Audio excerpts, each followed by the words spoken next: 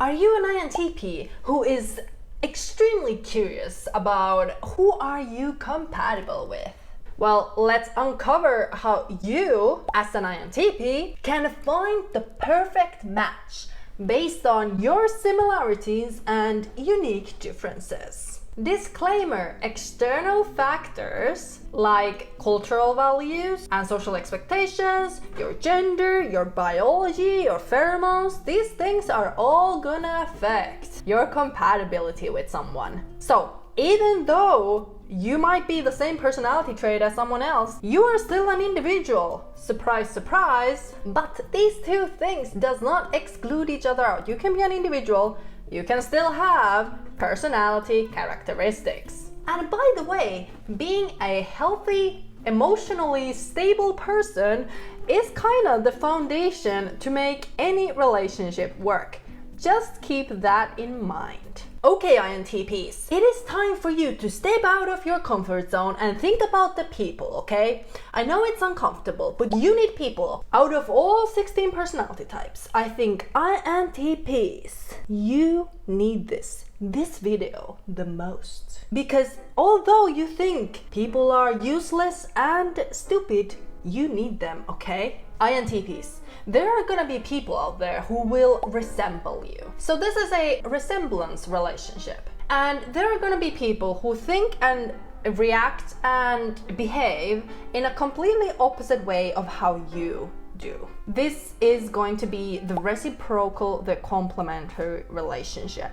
And there's gonna be people who you don't have much in common with. You don't hate them, you don't love them, but like, you're not gonna create some deep connections with these people, okay? I'll give you an example. So if an INTP meets an ENTP, you're most likely gonna be both pretty funny, maybe a bit sarcastic, pretty open-minded, innovative, and analytical, and you're gonna have like really like stimulating discussions and be like, hey, I read about that, hey, I also know about that. You both have probably read through the internet and the same theories, and you're gonna be like click click click, you know. It doesn't mean that you're gonna like the ENTP. It doesn't even mean that like you're gonna agree on everything with the ENTP, no. But it means you have similar core needs, you have similar way of thinking, although your conclusions might be different. So there is certainly an immediate sense of like resemblance when it comes to the wavelength of like thinking. And you're gonna like each other's way of thinking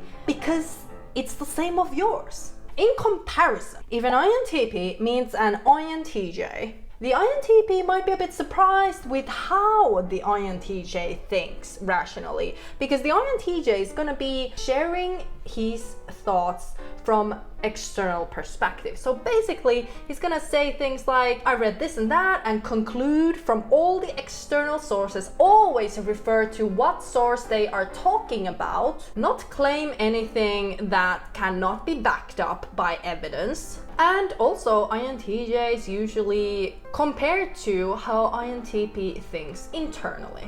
From an INTP perspective, INTJs might be even too rigid, you know, and a bit too judgmental and making conclusions too fast, because an INTP is more likely to look from all these different angles due to their extroverted intuition, supportive function there. There's gonna be differences, but they are both gonna be intuitive intellectual types. Their core needs are similar. They wanna both have some knowledge, and they wanna know more, and they wanna share about theories and thoughts and stuff like that. They're gonna have some stimulating discussions still. So they will have a reciprocal relationship. They work differently, but they highly value the same things. And then there's types who INTPs don't share much in common with, like STJs and STPs.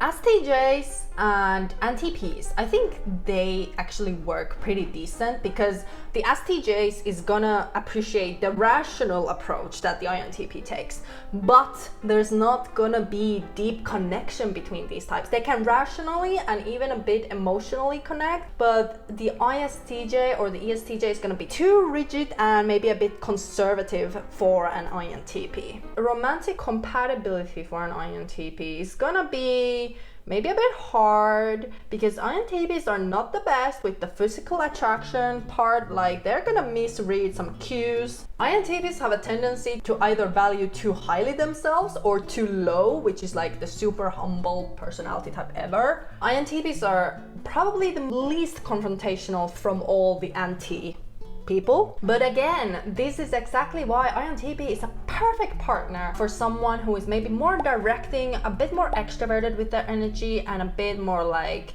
even aggressive, because the INTP lacks that in some sense. INTPs are so amazing, but seriously, someone has to push them to do things, and I think that's why like ENTJs from a reciprocal relationship standpoint works also pretty well. Okay, INTP compatibility chart. Here it is. Out of all the personality types, INTPs are gonna be best fitting with personality types who share both similarities, so there's a bit of like resemblance, and then there has to be like some reciprocity, like, hey, why are you doing that when you're a bit weird? Okay, we're completely different. Oh, gravitation. Because like, you know, extrovert and an introvert, they're not gonna understand each other, but they can truly complement each other if they just respect their differences. And also that can really create some like mystery in the relationship, which to be honest is pretty important when it comes to long-term like relationships. No one wants to be with a person who is exactly the same. It's gonna be super boring, to be honest. But you can't also be too different, because then it's like, what are we gonna like, you know, click on? From a temperament perspective, Linda Barron's temperament comparison is here. The resemblance temperament is gonna be another NT. So for an INTP, it's gonna be INTJs and other NTPs. So they're gonna like resemble each other in their core needs, in what they think like is fundamentally important in how they speak. They're all rationally focused people who want to achieve or gain a lot of knowledge and optimize and make things as efficient as possible. That's like the anti-temperament. And the NF temperament is different. It's the reciprocal, the complementary relationship, because the NF temperament is going to be focusing on like symbols and meanings in theories, in concepts. They're gonna think about the community, the cooperative, what is best for us together, to the world. And NF temperament is gonna talk in metaphors. And NTs, on the other hand, like to talk in definitive, rational way. They like to explain their thoughts, and they like to say things that are not too broad or vague. They want to make their points like clear. And STJs and STPs, on the other hand, are gonna be complementary also. So this is like the way these temperaments flow. Okay, so let's start looking at the chart. So INTPs, the resemblance relationship is gonna be first ENTP. Why not another INTP? Because you're gonna be too similar, okay? And ENTP at least have like the extroverted energy that you can cling on to and be like, please take me out. And INTPs are gonna relate a lot to ENTPs. They're probably gonna be like bros forever, and then they're gonna like have these super stimulating conversations together and have a lot of fun. I could imagine. The ENTP can provide the extroverted energy that the INTP lacks, and ENTPs are more aggressive also, and they can truly maybe even push INTPs out of their comfort zones, which is good. But there's definitely some room for conflict here, because the ENTPs can come across too needy, too aggressive, maybe a bit even controlling, people pleasing, overstimulating. And INTPs might even think it's annoying how much they're similar, but how ENTPs are like maybe the confident version of an INTP. Maybe INTP might even feel like threatened by their existence, you know? Or the ENTP is just super arrogant and cocky and super confident, and the INTP is like, oh, I wish I would be like that too, you know? But again, also the INTP's introverted sensing child function, which is a bit like naive, can really also trigger the ENTP's introverted sensing inferior function. The INTP is not as chaotic as ENTPs, so it can truly trigger some insecurities in ENTPs. So they can support each other, but they might also just annoy each other. Okay, INTP is a bit weird to me, because it's like they are too similar. It can work obviously because you're gonna resemble each other, but it's like, where is the pull and draw? To be honest, if there's two INTPs together, then at least the other INTP has to be focused differently in their cognitive bias. Skip this relationship, okay? And on the reciprocal side, the best pairing for an INTP is gonna be ENTJ. And I know a lot of you will be like, but I like INTJs. Yes, you do, because you're both introverted, okay? Introverted create deeper connections with other introverts. It's just a fact. But if we're talking about complementing each other, like, you want to have some extroverted energy in your life.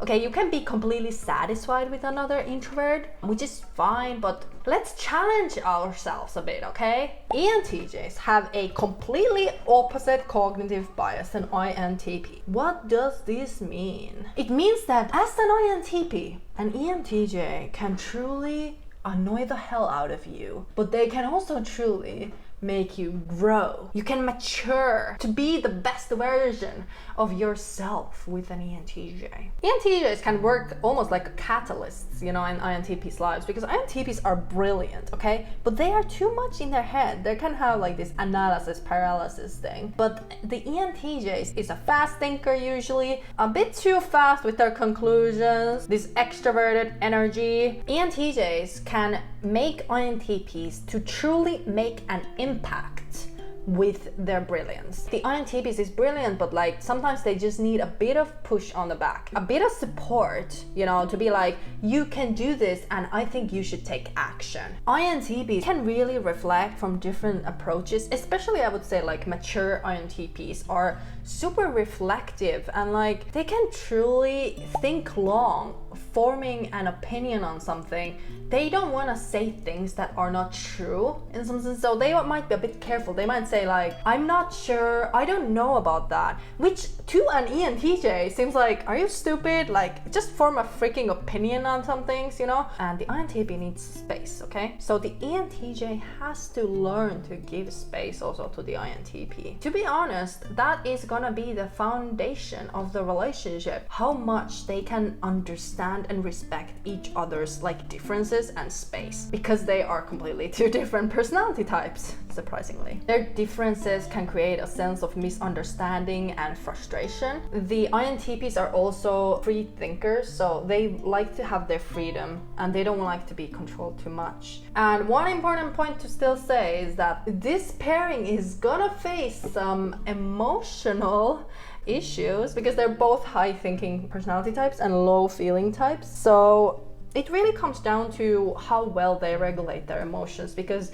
if the INTP or the ENTJ is not regulating well their emotions, it's definitely going to create difficulties, because ENTJs, although they think themselves as highly non-emotional, they definitely have a lot of emotion influencing their thoughts and behavior, or maybe values would be a better word. If either of these two types is unhealthy in the relationship, emotionally, there's gonna be an issue because they are low emotional types. Okay, INTJ, INTP. Okay, this is a cute relationship. To be honest, these are probably surprisingly compatible pairing, but since they're both like pretty independent, introverted thinking types, they kind of have to really put the effort to like decide that we are together and we want to go to there, to like align their needs and wants. They might struggle with like initiation and also emotional connection, because like I said previously, these two types are also low feeling types. INTJs and INTPs both value stimulating intellectual analytical discussions, so they're gonna have a lot to talk about. But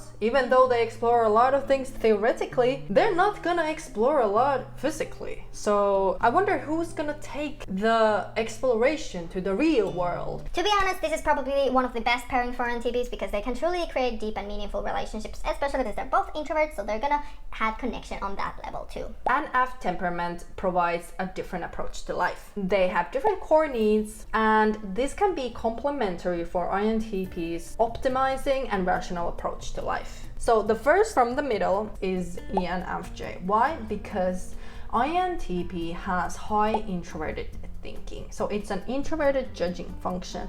ENFJ, on the other hand, has an extroverted feeling function, which is the extroverted judging function. So the ENFJ are going to provide some social life for INTPs. The ENFJ also likes stimulating discussions. They're also going to be ambitious about the relationship, and they're going to push INTP supportively to be the best version of themselves. INTPs with their low extrovert feeling are going to aspire to be more like an ENFJ, to be as caring and loving. And the ENFJ, on the other hand, is going to aspire to be as confident with their thoughts and conclusions and thinking as INTPs are. But this can also create some real challenges, because if ENFJ thinks that the INTP thinks they're stupid, or that they're always like saying how ENFJ is not smart enough, the ENFJ can truly build some hatred towards the INTP. And the INTP might also be threatened by the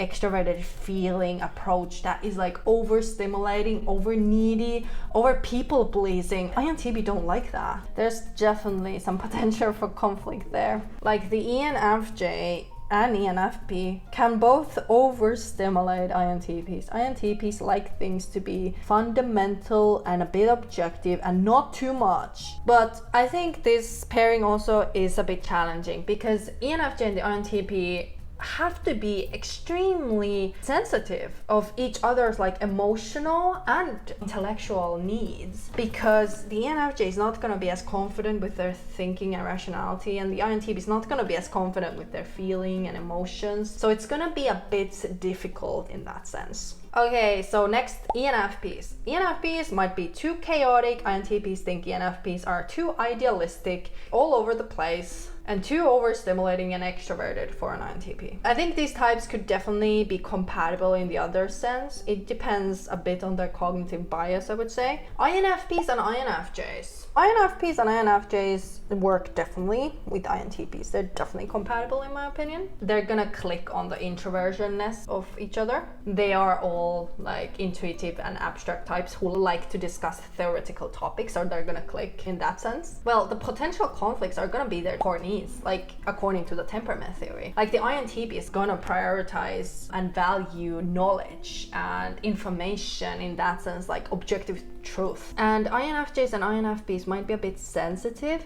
towards like emotional things. They might also moralize INTPs, which INTPs definitely are gonna find annoying. Okay, so from the resemblance relationship, the pairings that don't work that well is gonna be like ESFJ. INTPs probably work pretty okay with ESFJs, to be honest, because they resemble to some degree with the ESFJ, but they're also pretty different. INTPs can truly learn a lot and grow a lot from ESFJs because they have this extroverted feeling that's aspirational. The INTP wants to be a bit like a high extroverted feeling user, like an ESFJ or an ENFJ, and they're gonna be like, oh, I wish I would be as good with people. I wish I would be as warm and loving. I wish I would be as caring. And the ESFJ can definitely like make INTP grow in that sense with their like insecurities. On the other hand, ESFJ might definitely trigger this. So it's also gonna be like, you're not sensitive enough to people's needs. And the INTP is gonna feel guilty about that. Next one, ESXPs. So I think every INTP should have one ESFP or ESTP friend. The extroverted sensing hero can take you out of their comfort zone, be like, stop thinking so much and just do things. Might just help you with a bit of your like insecurities towards like the physical world. And they might really cover some blind spots that you don't think are important even. They're blind spots for a reason, because you don't think they might be even that important. Like, why do people think you're a bit clumsy, or why are people not physically attracted to you? Have you ever asked that question from yourself? Maybe you have, and that's great, because a lot of INTPs, to be honest, grow naturally to being great and mastering their physical, which I've seen, and it's great. But if as an INTP you don't have an ESFP friend, I think you should. But of course, find some hobbies or activities that you guys can do together, because it's not like you're gonna have super interesting conversations together. You're not gonna have super deep connections. Although I am a bit curious about like an ESFP and an INTP relationship, because I think that on some theoretical, hypothetical level that might work pretty well. So the rest of the types, the least compatible types. Well, INTPs don't have much in common with these types. An ISFJ has the exact same cognitive stack that an INTP has. They can work pretty decently together because they're gonna agree on a lot of things. They're both super non-confrontational, so I don't think an INTP and an ISFJ are gonna argue a lot. They will not argue, or they might if they have been building up the hatred for years and then one day it just exploded.